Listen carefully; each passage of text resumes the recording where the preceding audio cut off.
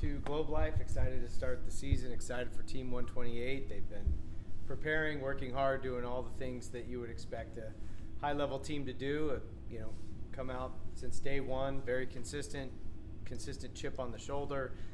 Bad taste in their mouth the way the last season ended, and these guys set an academic GPA record in the fall, highest fall GPA we've ever had. They engaged with community service, part of our shared language. How you do anything is how you do everything, and these guys are about all the right things, and it certainly feels like we are on the right track to have a great season, but we do it because we want all this preparation to earn the opportunity to get hot at the end and get past where we left off and eventually compete to bring Clemson its first national championship. But all that happens 4+ months from now, but right now we're just focused on getting to Globe Life, enjoying a fantastic tournament. I was there with Michigan 3 years ago, and what a first-class event that they put on, not only because of the baseball and the big league stadium and the environment and the atmosphere, but the connection with Shriners Hospital and being to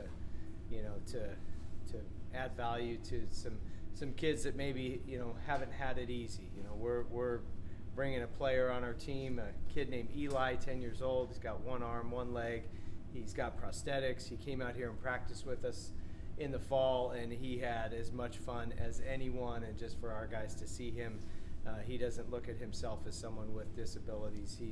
He went out there, all the ability in the world as a baseball player, as a young kid, having fun. And anytime we can shift the target off of ourselves, especially at 18 to 24, and put it on other people, especially kids that maybe haven't had all of the advantages our players have had, and that reminder, that perspective that it's not life and death. We're just playing a kid's game, and let's go out and play it like a kid. How are you health-wise heading into this first weekend? We've got our bumps and bruises and nicks and scrapes, and we've got a couple of guys seeing doctors today, but I think that's pretty typical of every season that we've had. We've had guys get hurt during the season, guys get hurt before the season. You just hope that everything is temporary and minor, and you don't know until you see what the medical experts have to say. And we've got a few guys in that boat, but for the most part, feeling good, feeling healthy, ready to go out there and ready for pitch one, game one. How is your approach into this weekend, knowing that the first two games, obviously, you're not going to be, if I understand correctly, inside the facility at all? You're actually going to stay at the hotel room. So what is your approach as far as game plan and all that, knowing that you're not actually going to be there in the dugout with the guys? I get to be on the radio, so I'm going to, I can't get ejected on the radio, so I'll be commentating to my best ability, with Qualk and our folks on, what's it called, Hen? WCCP?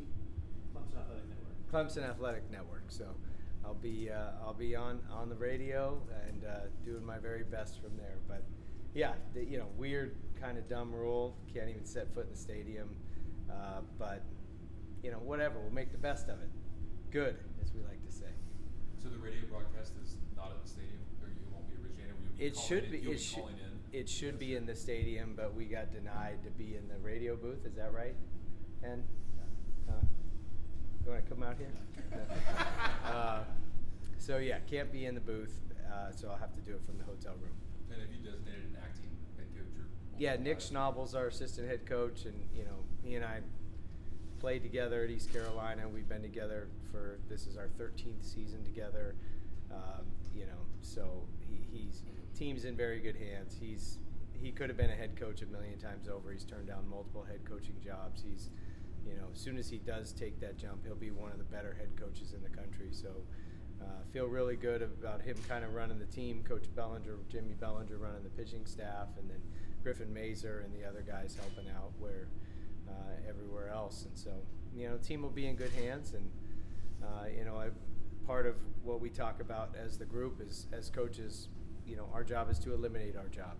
We if we're so active in attention to detail and thorough, and the preparation and the training is good during all the practice sessions leading up, then the games really should be about the players anyways, and just their time to shine and let them just go get it. Any hints who might be in your rotation behind Canuck this weekend? Nope. We actually meeting. As a team, we're meeting in 3 hours, and we're actually going to go over all of that. So I have said that and told the team that Canuck will pitch game 1, but we haven't told our own players who's going to go game 2, game 3, and what the way we'll start it. We'll mix the lineup up a bunch, but we haven't told our players the rotation yet. So I'll wait till tell them before we announce it publicly. Got an interesting mix of returners and transfers in the infield this season. How do you see that playing time shaping out, at least to start the year? Yeah, I see a combination of both returners and transfers mixing in the infield, and I see our coaches see about 14 hitters that need to be in a 9-man lineup. So unless we get a bunch of EHs in there, we're going to be shuffling that lineup every game, and we'll probably do that for the first 3-4 weeks of the season, and then maybe try to find some stability and consistency after that. But there's a lot of guys who have earned the opportunity to get in there and be in the lineup and compete. So good problem to have for us, but it's going to mean that we'll shuffle and jumble early on just to more to give guys opportunity than anything else.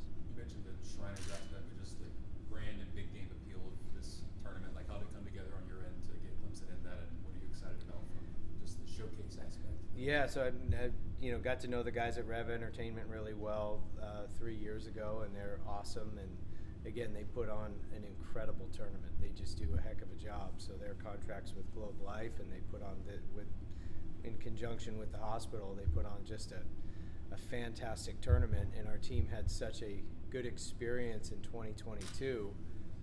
This was the first opportunity to get into it when our staff first got here. So this was the year that we had an opening in the schedule. So it was just, wanting to jump on that and give our players the experience of playing in a major league stadium in an environment like that, and then opening up against some of the best teams in the country, and just finding those, moments of adversity where you get knocked down, get punched in the mouth, and get exposed in certain areas. And I hope we win all the games, but I also hope we come back from this trip with, some targeted specific things to learn and grow from. So there's a lot of value in playing in good competition and getting challenged out of the chute, leading up to conference play, leading up to the Gamecocks, and leading up to conference play. What's Jack Leggett's plans for the first 2 games? Is he broadcasting as well, or? He's ejected. He'll be in Greenville, serving his suspension. So the past couple of seasons went from regionals to super regionals. What's it going to take that next step this season to make it to the College World Series? Just, I don't know, a little bit of luck. We have all the talent. So, I firmly believe if we would have held on to win game 2 last year, we would have come out on top in game 3. There's no way we were going to be denied. So having been to the World Series twice, you don't just out-talent people when you're at that level. It's the top 16. It's the final, it's the final step before advancing to the World Series. At Michigan, we were the 3 seed in the Corvallis Regional and got paired with the national #1 overall seed in UCLA, and they were way better than us in every facet. And we just happened to play better that weekend. And we were just incredibly confident and incredibly hot, and we carried that momentum all the way through the World Series, all the way up until we faced a guy named Kumar Rocker. It's just, it's really just about getting hot at the right time and getting a few breaks and, things to go your way. But I don't think any coach will tell you this is exactly how you draw it up, because there's so many different ways to get there. Coach, football teams and NCAA football teams get the chance to play in NFL stadiums during the year. Basketball teams play in NBA arenas, but this is unusual to get to play in a major league stadium. When will you get there, and what is this like to show your guys